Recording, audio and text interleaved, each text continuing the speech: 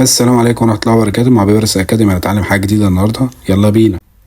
احنا كنا اتكلمنا قبل كده على اكيوميليتد ازاي اني اعمله على الكويري من الجدول دوت، وشرحنا دي قبل كده زي ما انتم شايفين، وعملنا النتيجة هيت ان الكلام ده كله يتعمل تراكمي لحد اخر رقم اللي هو ظاهر معانا مثلا 13400 اللي هو دوت، فيفضل يجمع بغض النظر عن الشهور سواء كان شهر واحد او اتنين وتلاتة، هو بيجمع كل الارقام لحد اخر رقم موجود عندنا. ده احنا عملناه قبل كده، وهضيف الرابط تحت الفيديو هنا عشان اللي حابب يشوف الموضوع من الأول. اللي احنا عايزين نعمله جديد النهارده، لو احنا عايزين نضيف هنا بقى تراكمي بس شهري، بمعنى ايه؟ بمعنى ان هو يشوف الشهر ده اخره لحد فين، يعني شهر واحد مثلا لحد 29 واحد يجمع الاماونت بتاعه، ويبتدي من شهر اتنين يجمع من اول وجديد تاني.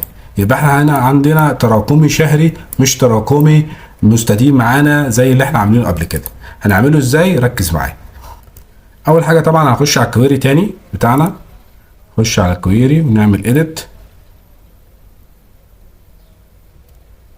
ده الكويري اللي احنا عملناه المره اللي فاتت، وجبنا الاكيوميليتد منه واشتغلنا عليه وطلعنا البيانات اللي احنا عايزينه. عايزين نجيب لكل شهر التراكمي بتاعه.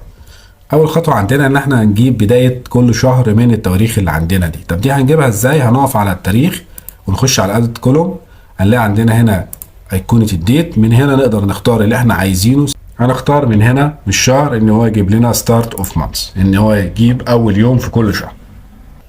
تاني خطوة عندنا احنا هنضيف بقى الكاستم كولوم عشان نجيب المعادلة بتاعتنا اللي احنا هنشتغل عليها عشان نجيب التراكمي الشهري، هنسميه مثلا MACC. اول حاجة عندنا هنجيب الخطوة اللي قبلها، وطبعا عشان فيها مسافات لازم نحط الهاشتاج ونعمل علامة تنصيص ونكتب ايه الخطوة بالظبط. مجرد ما اعمل اوكي عليه ظهر لي هنا العمود دوت، وفيه طبعا تيبل وظاهر فيه الجدول كله اللي موجود عندنا. طبعا احنا محتاجين نضيف شوية خطوات تانية عشان نوصل للنتيجة اللي احنا عايزينها. فهنخش على اد كاستم تاني، هنلاقي هنا اخر خطوة احنا عاملينها. طبعا احنا عايزين نعمل مقارنة ما بين التاريخ اللي موجود عندنا في الجدول الافتراضي او الداخلي دوت وما بين الجدول الرئيسي ده.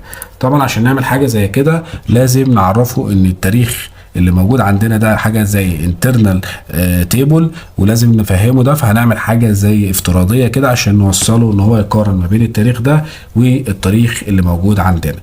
اول حاجه هنعملها هنعمل هنا سيلكت رو، تيبل سيلكت رو. هننزل هنا خطوه ونكتب تيبل سيلكت رو. طبعا سيلكت رو اول ما هنفتح القوس هيقول لنا انا عايز جدول. ادي الجدول اللي احنا موجود عندنا اخر خطوه، وبعد كده نعمل كوما. الكوما كونديشن از فانكشن دي اللي احنا بنتكلم فيها دلوقتي، اللي احنا محتاجين نعمل زي جدول افتراضي عشان يقدر يقارن ما بين الديت اللي موجود تحت ده والديت اللي موجود في الجدول الرئيسي. طبعا هنعمل زي حاجه زي انترنال تيبل اي تي، هنسميه مثلا اي تي، وهنختار منه الديت بس. هنختار منه ديت بس ازاي؟ هنعمل بيساوي وعلامة اكبر. العلامة دي مش معناها ان هو اكبر من او بيساوي، العلامة دي معناها جو تو اوبريت، اللي هو يعني ما يشوف الجدول او الافتراضي اللي احنا عملناه ده هيروح ينادي على ايه. فهنقول له روح على الاي تي برضو تاني، ونختار من الاي تي ده الديت اللي موجود جواه. ويبقى احنا كده قلنا له على الديت اللي موجود في الانترنال تيبل يبقى اصغر من او بيساوي الديت اللي موجود في الجدول الاساسي، ونقفل القوس ونشوف ايه اللي هيحصل معانا. لو عملنا اوكي هنلاقي انه ظهر معانا هنا كده اول صف عندنا جاب الصف الاولاني، التاني جاب الصفين، التالت جاب التلات صفوف، وهكذا لحد ما يوصل ل20 صف. طيب لسه في خطوه كمان هنعملها، هنفتح تاني الكاستم كونديشن ونضيف هنا، عايزين نضيف شرط كمان. عشان نضيف شرط كمان لازم نكتب هنا اند، ونكتب ان الجدول اللي هو الاي تي ده الديت بتاعه يكون اكبر من او بيساوي الستارت اوف مانث اللي احنا عاملينه، ونشوف ايه اللي هيحصل. نعمل اوكي. لو احنا بصينا هنا كده على شهر يناير، هو المفروض 4 صفوف شهر يناير، فهتلاقي اول 4 صفوف بيعد عادي، 1 2 جابت صفين، جابت 3، جاب ال4. جينا في شهر 2 راح بدأ يعد من الاول زي ما انتم شايفين معايا، ويبتدي يعد شهر 2 لحد ما يخلص، ويبتدي في الشهر اللي بعده من اول وجديد. طبعا احنا هنخش هنا تاني عشان احنا مش عايزين من الجدول ده كله غير الاماونت بس، فهنخش على الكاستم كولوم تاني ونختار الاماونت بس ونعمل اوكي. فهو هنا هيحولها لي لسته. الليسته ديت هنلاقيها بتجمع زي ما احنا شايفين 4 ارقام 3 ارقام، ويبتدي من الشهر اللي بعده من اول تاني. كده ناقص لنا حاجه بسيطه خالص وهي طبعا الليست سم. نعمل ليست سم نجمع الليسته اللي موجوده دي كلها ونقفل القوس ونقول له اوكي.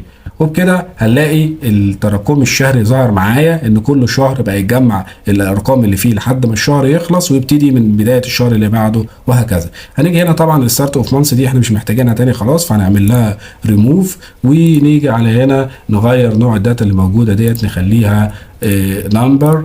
وخلاص كده بالنسبه لنا كده الجدول جاهز. نخش على الكلوز لود ونشوف النتيجه عندنا النهائيه ان بقى ظاهر معانا الاكيوميليتد لحد اخر صف موجود عندنا، وظاهر التراكم الشهري اللي احنا لسه عاملينه اللي هو بيقعد يجمع لحد اخر شهر ويبتدي من اول وجديد من الشهر اللي بعده.